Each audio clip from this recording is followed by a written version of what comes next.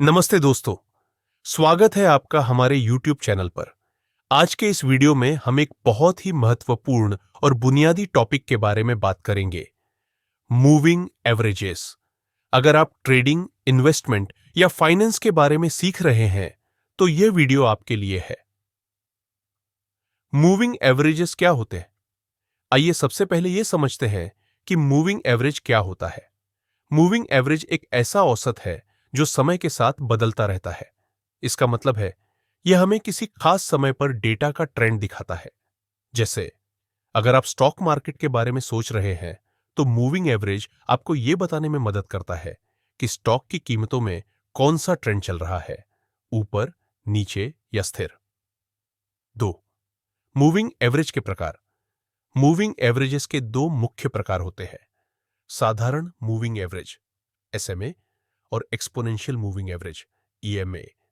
आइए दोनों के बारे में थोड़ी और जानकारी लेते हैं। 3. साधारण मूविंग एवरेज एसएमए। साधारण मूविंग एवरेज एसएमए सबसे बुनियादी प्रकार है।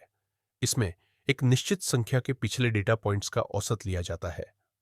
उदाहरण के लिए, अगर आप 10 दिनों का एसएमए निकाल रहे हैं, तो आप पिछले 10 दिनों की कीमतों को जोड़कर उसे 10 से विभाजित करेंगे। तरीका बहुत सरल है, लेकिन इसमें एक कमी है। यह पुराने डेटा को समान महत्व देता है, चाहे वह कितने भी दिन पहले क्यों न हुआ हो। 4. एक्सपोनेंशियल मूविंग एवरेज ईएमए करते हैं।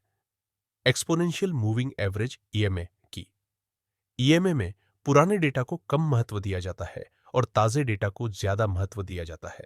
इसका फायदा यह है कि यह ज्यादा सटीक होता है और ताजे ट्रेंड्स को जल्दी पकड़ता है।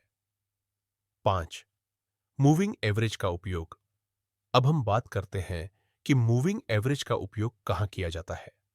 ट्रेडिंग में मूविंग एवरेजेस का उपयोग ट्रेंड की पहचान करने और खरीद बेचने के संकेत पाने के लिए किया जाता है। जब दो मूविंग एवरेज एक दूसरे को क्रॉस करते हैं, तो इसे एक सिग्नल माना जाता है। जैसे अगर मूविंग एवरेजेस के कुछ फायदे भी हैं, ये आपको लंबे समय तक डेटा को देखने का मौका देते हैं और शॉर्ट टर्म फ्लक्चुएशंस से बचने में मदद करते हैं।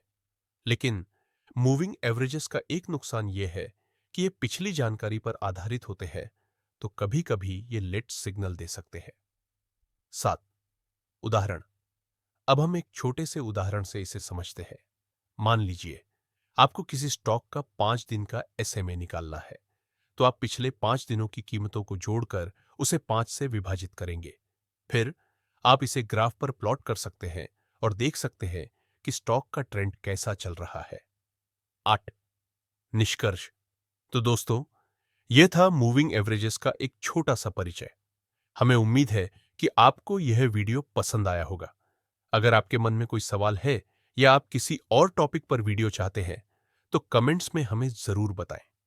अगर आपने अभी तक हमारे चैनल को सब्सक्राइब नहीं किया है, तो जल्दी से सब्सक्राइब करें और बेल आइकन दबाएं, ताकि आप हमारे अगले वीडियो को मिस न करें। धन्यवाद और मिलते हैं अगले वीडियो में।